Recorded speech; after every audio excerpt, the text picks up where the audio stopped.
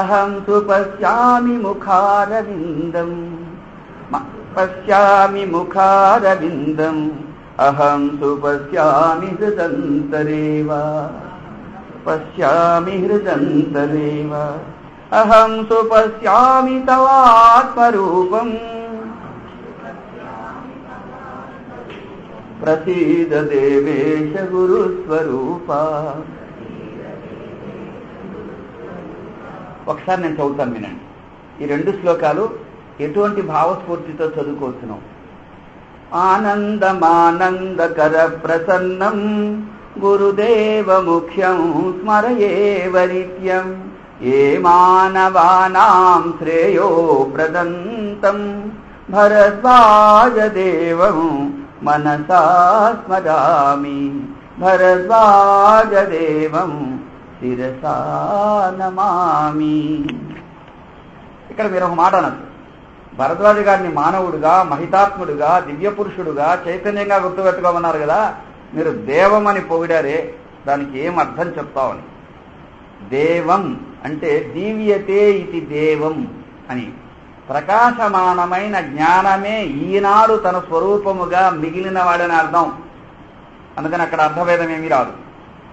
అహం సుపశ్యామి ముఖారవిందం అహం సుపశ్యామి హృదంతరేవ అహం సుపశ్యామి తవాత్మరూపం ప్రసీద దేవేశ గురుస్వరూప. ఇక్కడ గురుస్వరూప అంటే బాబా గురువును స్మరించి, బాబా గురువుగారి యొక్క దయ వల్ల మహానుభావుడై దైవం అయిపోయాడు. అట్లాగే బాబాను స్మరించి ఆయన మరో స్మరణ రూపంగా మారాడని చెప్పడం నా భావం. ఇకపోతే ఇక తర్వాత ఇంకొక రోజున మాస్టర్ గురించి ఇంకా గాఢతరమైన మంచి కవితాభావనతో వచ్చిన శ్లోకమే లేదని ఒకరోజు మేము అనుకున్నాం. కాళిదాసు మహాకవి మందాక్రాంతం అని ఒక వృత్తం రాశారు. ఆ మందాక్రాంతం చాలా కష్టమని, ఒక్క మేఘ సందేశం మాత్రమే అట్లాంటి ఒకటి ఉంది. అందుకని దాంట్లో మాస్టర్ని చెప్పుకుంటే ఎలా ఉండు అని అనుకుంటే ఒక 2-3 నిమిషాల్లో ఒక శ్లోకం పండి ఇంకొక లడ్డులాగా లభించింది. అదేమిటంటే, ఇది ఒకసారి నేను చదువుతాను, తర్వాత మీరు పలకవచ్చును. శ్రీ గురు కరుణా హితకర చరణా సేవ్యమానార్య దేవా సత్సంగత్వాత్ సహిత వచనో జ్ఞానమావృత్య చేతో వీణాపాణి మృదుతరవచో జ్ఞానవాణి సవర్ణే భారద్వాజా పరమ పురుష దేహి మే నిత్య శాంతి. శ్రీ గురు కరుణా హితకర చరణా శ్రీ గురు కరుణా హితకర చరణా సేవ్యమానార్య దేవా సత్సంగత్వాత్ సహిత వచనో జ్ఞానమావృత్య చేతో వీణాపాణి మృదుతరవచో జ్ఞానవాణి సవర్ణే భారద్వాజా పరమ పురుష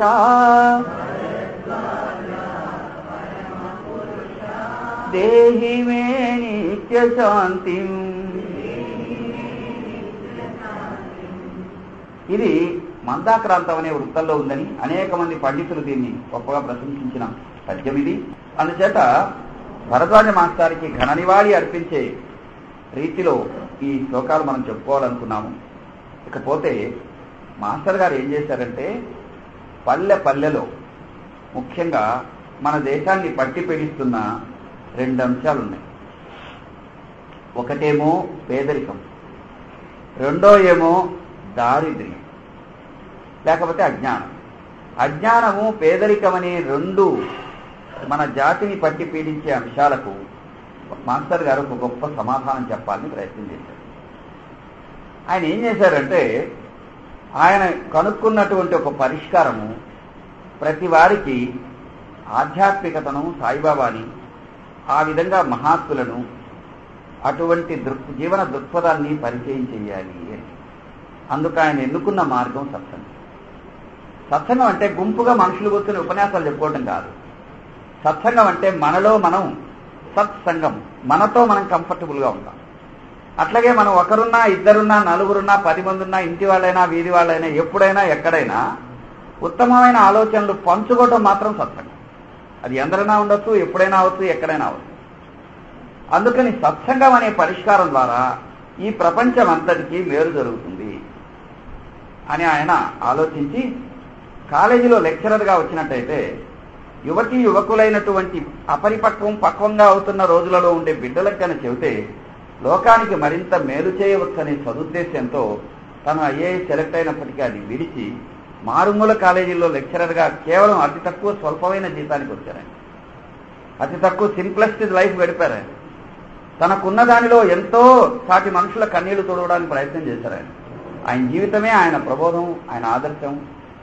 పైగా ఇంకొకటి ఏమిటంటే, ఇప్పుడు కాదు, ఇంకొక 100 ఏళ్ల క్రితం నుంచి ఇంకొక 100 ఏళ్ల ముందు వరకు ఎటువంటి అభ్యుదయకరమైన భావనలు ప్రపంచానికి అవసరమో అవి ఆయన ఆచరించి చూపించారు. నిజంగా మాస్టర్ గారు తీసుకున్న ఒక్కొక్క పని కేవలం కాలేజీలో చదువుకునే అయ్యవారు, చదువులు చెప్పుకునే అయ్యవారు, ఆయన ప్రాంతంలో స్థానికుడు కాదు, ఆయన ఎవరిని ప్రశంసించేందుకు ప్రయత్నం చేయరు. మీకు తెలుసో లేదో, మాస్టర్ గారికి ఎటువంటి అవకాశాలు వచ్చాయంటే మనందరం కళలో కూడా ఊహించని అవకాశాలను కాలదని పరిసరారు. బాబా ముందు అవన్నీ ఆయనకి ఏమాత్రం లక్ష్యసిద్ధి కాకుండా పోయాయి. ఒకటి ఏమిటంటే, ఇప్పుడు సందర్భం వచ్చింది, మీరందరూ అమ్మగారిని తలుచుకుంటే నాకు భలే ఇష్టం. ఎందుకంటే మాస్టర్ గారి పెళ్లికి మేము చాలా తక్కువ మంది మేము. అది ఒక గుళ్ళో పెళ్లి. కానీ పెళ్ళంటే అమ్మా నాన్నల పెళ్లి, చాలా అందమైన పెళ్లి, భక్తిపూర్వకమైన పెళ్లి, తండ్రి బిడ్డలు అందరూ కూర్చొని ధ్యానం చేస్తూ అమ్మని ఆహ్వానించిన పెళ్లి. అప్పుడు మీరంతా ఇంకా డాక్టర్ గారు మీరు ఇంకా పరిచయం అలా అక్కడ బనగానపల్లిలో గుళ్ళో పెళ్ళది. 2-3 రోజుల ముందు వరకు కూడా పెళ్లి జరుగుతుందో లేదో తెలియదు. అందుచేత మేమందరం దగ్గరుండే వాళ్ళం మాత్రం వెళ్ళాం. తమాష ఏంటంటే, పెళ్లి కుమారుడు వారు నిశ్చల ధ్యానమగ్నుడై ఉన్నాడు. దూరంగా సూర్యుడి కాంతి ముఖం మీద పడుతోంది. అమ్మ అంతకంటే కామ్గా కళ్ళు మూసుకొని, ఆమె కూడా ఆశ్రమవాసిని. అంచేత అమ్మ కూడా భలే ముగ్ధంగా, అందంగా, ఆనందంగా ఉన్నారు. సరే, మేమందరం అంటే అందరూ పరమ విరాగ భావం కలిగిన వాళ్ళు. సంసార జీవనానికి మా గురువు గారు వస్తుంటే మేమంతా వస్తుంది ధ్యానం చేస్తాం. ఆహా, చాలా అద్భుతం. వెంటనే అంతవరకు మాస్టర్ బ్రహ్మచారి, వివాహం అవగానే ఆయన సంసారి, మాకు వెంటనే ఒక అమ్మగారు వచ్చేశారు. కానీ పెద్ద పెద్ద కుమారులు కూతుళ్ళు ఉన్నాం మేము. అది ఒక విచిత్రమైనటువంటి మాస్టర్ పెళ్లి బాబా చేసిన ఒక ప్రయోగం అన్నమాట. సంసార జీవనమే భారతదేశానికి, ప్రపంచానికి శ్రేయోదాయకమని నమ్మే మాస్టర్ అందుకే పని కట్టుకొని పెళ్లి బాబా పెళ్లి చేశాడు. ఆ పెళ్లిని ఆయన చాలా అద్భుతమైన రీతిలో నిర్వహించారు. అసలు ఎప్పుడైనా సందర్భం వచ్చినప్పుడు మీ ఊర్లో ప్రతిసారి మాస్టర్ పెళ్లి చేస్తుంటారు కదా, ఎప్పుడైనా ఒకసారి వచ్చి దాని గురించి చెబుదాం అనుకుంటాను. మాస్టర్ పెళ్లి మాత్రం భలే భలే భలే ఆనందదాయకంగా జరిగింది. వాళ్ళేమో శాస్త్రీయంగా వివాహం చేశారు. శాస్త్రీయ వివాహం సంగతి దేవుడెరుగు, మేము మహాధ్యానంగా ఆనందంగా ఉన్నాం. అటువంటి సందర్భాలు చాలా అరుదు.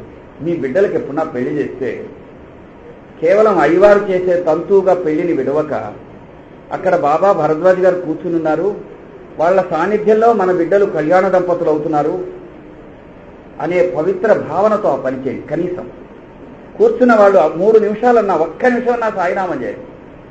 మా పాప పెళ్లికి వచ్చిన వాళ్ళకి తెలిసి, ప్రసాద్ వీళ్ళందరూ తెలిసి ఉంటుంది, మేము సాయినామం పెట్టి షిరిడీ నుంచి ఒక బాబా పటం పంపితే అది పెట్టుకొని అక్కడే బాబా కూర్చున్నారనుకొని ఆ విధంగానే వివాహం చేసుకున్నాం. మాస్టర్ అక్కడ కూర్చుని ఆ పెళ్లి చేస్తూ ఉంటారని నా నమ్మకం. ఎందుకంటే మా పాప పుట్టినప్పుడు, సార్ ఆడపిల్ల పుట్టింది, ఈమెను సక్రమంగా పెంచగలలో లేదో అని వెళితే ఆ బిడ్డను తీసుకుని అమ్మాయి బాధ్యత నాదే, నువ్వేం బాధపడకని చెప్పాను. ఈ రోజు కూడా ఆ బాధ్యత ఆగదే, ఈ రోజు కూడా ఎప్పటికీ. అందువల్ల అదేవిధంగా మా మనవరాలు పెళ్లి జరుగుతున్నప్పుడు, ఇప్పుడు మన ఒంగోలు దీనికి అధిపతిగా ఉన్నారు కదా మన ప్రసాదరాయ కులపతి గారు, ఇప్పుడు సాధు ఉత్సవం తీసుకున్న సిద్ధేశ్వరానంద స్వామి వారు వచ్చి 2-3 గంటలు అక్కడ కూర్చున్నారు. అదేమంది ఎంతో మంది మహాపురుషులు అనేక ప్రాంతాల నుంచి వచ్చి దాన్ని ఆశీర్వదించారు, వేద విధులు అనుగ్రహించారు. అందుకని మాస్టర్ అనుగ్రహం మన జీవితాన్ని ఎప్పుడు పండిస్తూనే ఉంటుంది. అందుచేత మన జీవితం విజయవంతంగా కావాలంటే బాబా మాస్టర్ వాళ్ళ భావాలు మన బ్రతుకుల్లో వికాసవంతంగా ఉండే చూసుకోవాలి. బాబా మన ఇంట్లో ఉన్నారు, ఇక భయమే లేదు. మా ఇంటికి దొంగలు వచ్చారు, వచ్చిన ప్రతిసారి మాకేమైనా ఇచ్చిపోయారు. ఒకసారి 2 స్టూళ్ళు ఇచ్చారు, ఇంకోసారి ఇంకేదో ఒకటి ఇచ్చిపోయారు. ఒకసారి ఒక పట్టు చీర, ఒక చొక్క, 5 బీడీలు, ₹100 డబ్బులు ఇచ్చిపోయారు. అంటే బాబు వాళ్ళు వచ్చేవాటికి ఎవరో కదులుతారు, ఆ యోధులు వెళ్ళిపోతారు. మేము అందరినీ బతిలాడతాం, ఎవరిదయా ఇదని. అంటే ఎవరొచ్చినా ఆయన మాత్రం కాపాడతారు. అందుకని బ్రహ్మ పశ్చాత్ బ్రహ్మ పురస్తాత్ అంతర్యామి అమృత అని ధర్మంలో చెప్పినట్టు మన ముందు, మన వెనక, మన పైన, మన పక్కన, దశ దిశలలో మాస్టారి కరుణామృతం, సాయి దయారూపమే మనని కాపాడుతుంది. ఆ భావనయే గాయత్రి, ఆ భావనయే ఆత్మార్పణం, ఆ భావనయే తపస్సు, ఆ భావనలో జీవించటమే అమృతత్వ మానసు అనే మాటకు అర్థం. నేనేదో తీయగా చెప్పబోతున్నానని దయచేసి భావించవద్దు. నేను నా గుండె లోతులలోంచి వచ్చిన భావనాస్ఫూర్తితో వచ్చిన విషయాలు నేను మీతో పంచుకుంటున్నాను, కానీ మరొకటి కాదు. అందుచేత మాస్టర్ మానవజాతి మొత్తాన్ని ప్రేమించారు. మన అందరి సమస్యలన్నిటికీ ఆయన పరిష్కారం. అందుకని ఏం చేయాలి సార్, అన్నిటికంటే గొప్ప సహాయం అంటే బాబాను పరిచయం చేయమన్నా. అది ఎట్లా, నీ బాబాను పరిచయం చేస్తే ఈ సమస్యలన్నీ ఎలా నివృత్తం అవుతాయి అంటే ఖచ్చితంగా అవుతాయి. ఒకరోజు మనం ఇప్పుడు పిల్లలందరినీ ఫారిన్ పంపించడం ఫ్యాషన్ అయిపోయాం. మేము బిడ్డలందరికీ బాబాని మాస్టర్ని చెప్పి విభూతి ఇచ్చి వాళ్ళ సాన్నిధ్యాన్ని ఉదయం నిద్రపోయేప్పుడు చేసుకోమని, తిండి తినేటప్పుడు ఖచ్చితంగా వారికి సమర్పించి తినమని, అందరిలో వారు ఉన్నారని భావించమని చెప్పి పంపిస్తాం. ఒకసారి మా పాప సెంట్రల్ ఇంగ్లాండ్లో లండన్లో నడుస్తూ వస్తుంది, బిడ్డను వదిలి స్కూల్లో వస్తుంటే ఉన్నట్టుండి మాట్లాడుతూ వస్తుంది. ఉన్నట్టు పెద్దగా అరిచింది. ఎంత పెద్దగా అంటే గొంతు ఏదో అయిపోతుంది. వెంటనే నేను అమ్మ ఏమైందమ్మా అనేలో ఏముంది, బాగా భయంగా అరుస్తున్న ఒక్క సెకండ్ మేమిద్దరం బాబాను తలుచుకోగానే, మాస్టర్ని స్మరించగానే వెంటనే స్టోన్ మారిపోయింది. ఆయన సారీ, ఏం కాలేదని అందరూ వచ్చారు. ఇంత ఏం జరిగిందంటే, ఒక పెద్ద కుక్క, ఇవి కుక్కలంటే భయం, విదేశాల వాళ్ళకి మనుషుల కంటే కుక్కలంటే ఎక్కువ నమ్మకం, తప్పించేసుకొని పైకి వచ్చి ఇంక కరిచైపోతాం. కరవబోయే ఒక సెకండ్ ముందు నేను తను మాస్టర్ని బాబాని తలుచుకున్న సెకండ్లో దాని కళ్ళలోకి చూడగానే అది కామ్గా అయిపోయింది. ఇంకొక దాని యజమాని వచ్చి పెరుక్కునేలోగా అది పెరుగుండేది. ముఖ్యంగా సెంట్రల్ లండన్లో బెంగ్లీ అనే ఏరియాలో కుక్కలు కరవడం చాలా సహజం. మా అమ్మాయి తప్పించుకుంది. దేశాంతరాల్లో కూడా మాస్టర్ కాపాడతారు, బాబా గారు కాపాడుతూనే ఉంటారు.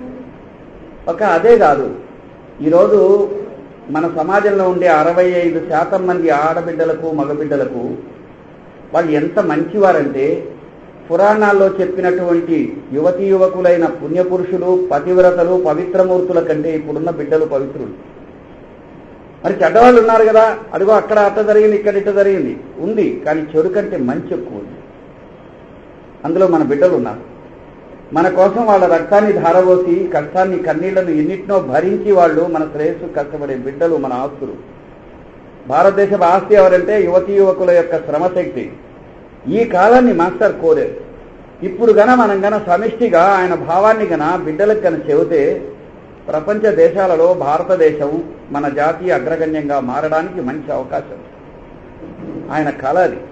కాబట్టి మనం ఇంకా విపులంగా, విస్తారంగా కృషి చేసి మాస్టారి భావాన్ని, బాబా యొక్క ఆయన యొక్క ప్రబోధాన్ని మన బిడ్డలకు నేర్పగలిగితే మన జీవితాలు సఫలం అవుతాయి. మాస్టర్ నాన్నగారు చెప్పేవారు, పితృదేవతలు అంటే ఎవరో తెలుసా అని. ఎవరు అంటే బిడ్డలేనోయ్, పిల్లలే పితృదేవతలని. మీరు నేను కాదు. మనము కావాలంటే మనం ఎట్లాంటి పిల్లల్ని కనాలంటే మనం కనలేము. కానీ మాస్టర్ గారు నాన్న నేను వివాహం చేసుకోదలుచుకున్నాను అని చెప్పగానే ఒక మాట చెప్పారు నాకు.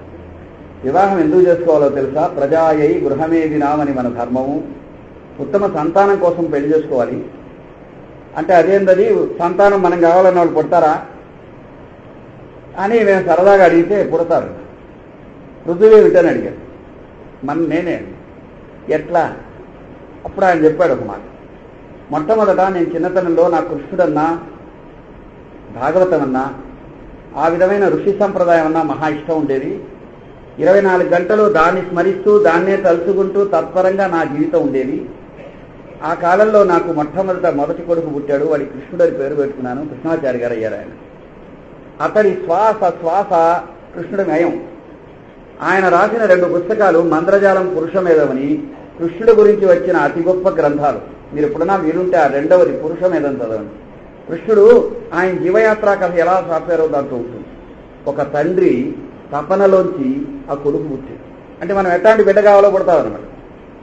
సరే, 2వ కాలం వచ్చేప్పటికీ వ్యాసుడి రచనలు, వ్యాసుడి కాలంలో ఉండే ఇవి లౌక్యము, కొంచెం లౌక్యం ఎక్కువ. వ్యాసుడి ఆ కాలంలో రచనలు, భారతం ఇట్లాంటి వాటిని ఆయన కొంచెం లౌకికంగా ఆలోచిస్తూ, ముఖ్యంగా వ్యాసుడి గురించి ప్రత్యేక పరిశీలన చేసే రోజులలో 2వ వారాన్ని వేదవ్యాసు పుట్టారు. కానీ ఆయన దానికి అట్లాగే తగినవారు. వేదవ్యాసు గారు భరద్వాజ గారిని షిరిడీ తీసుకెళ్లినా, బాబాని పరిచయం చేసినా ఆయనలో రాజసిక లక్షణాలు చాలా ఉండేవి. ఈ ఊళ్ళో కూడా చాలా మందికి ఆయన తెలుసు, నాకు కూడా తెలుసు. ఆయన గారు బాగా వ్యక్తిగతంగా తెలిసిన వారు. ఆయన భరద్వాజ గారి బ్రదర్ అంటేనే ఆశ్చర్యపడాల్సినంత భేదం వాళ్ళిద్దరు. కానీ వ్యాస్ తక్కువ తెలియగలవారు కాదు. ఒక ఆంధ్రుడు యుఎన్ఓలో మాట్లాడిన వాడు అతను. ఒకేసారి 2 సార్లు ఐఏఎస్ ఫేస్ చేసి 2 సార్లు సెలెక్ట్ అయిన మేధావి. అట్లా కాదు, ఆయన చెప్పిన సిద్ధాంతాలు ఎవరు కూడా చాలా మంది అబ్బురపట్టి ఆశ్చర్యపరిచేట్టు చెప్పగలిగిన వారు. అటువంటి మేధావి అయిన ఆయన వ్యక్తిగా మరి ఏ రూపంగా చూసినా భరద్వాజ గారితో కానీ కృష్ణమాచారి గారితో కానీ పోల్చదగినంత వ్యక్తి కాదు. మీలో చాలా మందికి ఆయన తెలిసి ఉండడు. మీకు తెలిసినంతకంటే మాకు గాఢంగా తెలుసు. అది నాకు ప్రత్యక్షంగా తెలుసు. నాకు సారే కాదు, సార్ గారి భార్య గారైన సంయుక్త గారు వాళ్ళ బిడ్డలతో సహా తెలుసు. అందుకని మాస్టర్ గారు తర్వాత కృష్ణమాచారి గారు ఉత్తమ పురుషుడు. తర్వాత వచ్చిన తను చేసిన ప్రయత్నం అంతా కృష్ణుడి గురించే, లేకపోతే వ్యాసుడి గురించి, వీటి గురించే చెప్పారు. తత్వం, ఉభయతత్వాది ఇదని. ఆ తండ్రి కళ ఈ 2వ కొడుకై. తర్వాత ఈ పరిస్థితుల్లో ఏమైందంటే ఇంటి పరిస్థితులు ఇబ్బంది అయ్యింది. అప్పుడు మాస్టర్ తండ్రి గారు ఏం చేశారంటే ఓజని అని ఒక మందు తయారు చేశారు. ఒక ఆచార్య కుటీని మరి తయారు చేసి ఆ కుటీ ద్వారా ఆయన మెడిసిన్ చాలా ఆంధ్ర అంతా పంచుతుండేవారు. ఒకప్పుడు ప్రఖ్యాత నవలాకారుడైనటువంటి గుడిపాటి వెంకటాచలం గారు, చింతా దీక్షితులు అనేటువంటి గుడివాడ వారు, వీళ్ళంతా కూడా మాస్టర్ గారి నాన్నగారు తయారు చేసిన మందు తిని భలే బాగుందని చెప్పుకున్నారు. ఆయన గారికి వారు బాగా సన్నిహితంగా తెలిసినవారు. గాంధీ గారి దగ్గర ప్రమాణం చేసినందువల్ల ప్రభుత్వోద్యోగం విడిచిన ధన్యుడు ఎవరు? మాస్టర్ నాన్నగారు. అందువల్ల ఈ మధ్యకాలంలో ఈ ఆయుర్వేదము, దానికి సంబంధించిన ప్రయత్నాలు చేస్తూ ఆధ్యాత్మికత కొంచెం పక్కన పెట్టారు. ఆ సమయంలో బోధాయన్ గారు పుట్టారు. రాజమండ్రిలో ఇటీవల వరకు ఉండి ఆయుర్వేద డాక్టర్గా ఉండి ఇటీవల మరణించారు ఆయన. బోధాయన్ గారికి భక్తి కానీ ఆధ్యాత్మికత కానీ ఏమీ లేవు. ఎక్కడైనా ఎదురు పడితే, బాబు నీ పేరు భాస్కర్ రెడ్డి కదా, అయ్యా నా పేరు ఎకిరాల బోధాయన, భరద్వాజ మా బ్రదరు, నేను రాజమండ్రిలో ఉంటాను, ఇలా మాట్లాడేవారు. ఆయన రాసిచ్చిన పేపర్స్ కూడా నా దగ్గర ఉన్నాయి. అంటే పూర్తి లౌకికంగా బతికారు ఆయన. ఇట్లా ఉండగా అరే జీవితం గడిచిపోతోంది, సమన్వయం కావాలి జీవితానికి. అంటే ఋషి వాంగ్మయానికి, ఆధునిక వాంగ్మయానికి, మహాత్ముల మధ్యలో ఉండే దీనికి, జీవిత ఆదర్శానికి సమన్వయం కావాలని తప్పిస్తూ ఆయన బాగా కృషి చేసిన రోజులలో ఒక తెల్లవారుజామున భరద్వాజ పక్షి గురించి పలకరించే వేళ ఆయనకు ఒక కొడుకు పుట్టాడు. అందుకని ఋషి భరద్వాజుని పక్షి సంకేతాన్ని తీసుకుని ఆ వేకువజామున పుట్టిన ఆ కొడుకు భరద్వాజుని పేరు పెట్టుకున్నానన్నాడు. అప్పుడు చెప్పారు, చెప్పు, ఒక మనిషి యొక్క జీవన ప్రభావం బిడ్డల మీద ఉంటుందంటావా లేవా? ఖచ్చితంగా ఉంటుంది. అందుకు ఆ రోజే ఎక్స్పెరిమెంట్ చేసినటువంటి మాస్టర్ గారి తల్లి మనకి ఎప్పుడూ ఉదాహరణ. కాకపోతే అందువల్ల వాళ్ళ గురించి బాగా వివరంగా చాలా విషయాలు మనకు తెలియవు. వాళ్ళు చాలా కష్టపడ్డారు. అది కూడా కాదు, ఆయన జీవితంలో ప్రతి చోట పోరాట పథంలో ఎక్కడా వెనక్కి వెళ్ళాలి. జీవితంలో పోరాట పథంలో ఎక్కడా వెనక్కి వెళ్ళాలి. హతోవా ప్రాప్తి స్వర్గం జిత్వా వా భోక్షసే వయం తస్మాత్ ఉత్తేజ కౌంతేయ అన్న మాటను మాస్టర్ ఆయన జీవితంలో ఆచరణ రూపంగా చెప్పారు. అందుచేత ఆచరించడానికి అనువైన జీవన శైలి, జీవన కళను బోధించిన మహాపురుషుడు మాస్టర్. అంచేత ఆయన గురించి ఒక గంటలోనో మేము ఇంకా miles to go before I sleep, miles to go before I sleep, there are many promises for us to keep అని మేము ఇప్పుడు బయలుదేరాల్సి ఉంది. లేకపోతే నేను తెల్లవారి దాకా మాస్టర్ గురించి చెప్పగలను ఆయన అనుగ్రహం వల్ల.